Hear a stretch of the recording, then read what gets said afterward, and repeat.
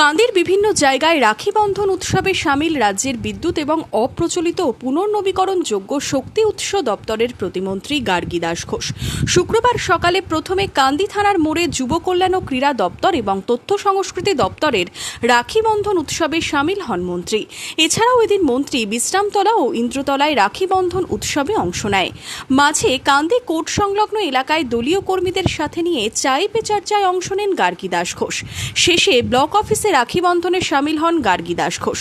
মন্ত্রীর হাতে রাখি বেঁধে দেন ছোট থেকে বড় সকলেই। দিনটা খুব পবিত্র একটা দিন।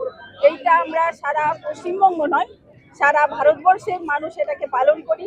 রাখি বন্ধন আমরা বলি এবং অন্যান্য প্রদেশে বিভিন্ন রকম নামে উপাখ্যাত আছে।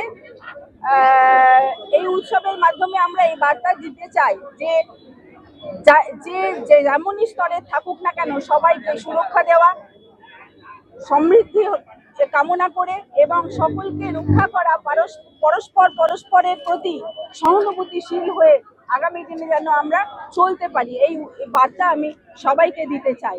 এদিন মন্ত্রীর সাথে রাখি বন্ধন উৎসবে সামিল হন কান্দির এসডিও মধুশ্রী সহ প্রশাসনিক আধিকারিকরাও। কান্দি থেকে রবীন্দ্রনাথ কৈবর্তের রিপোর্ট, মধ্যবঙ্গ নিউজ।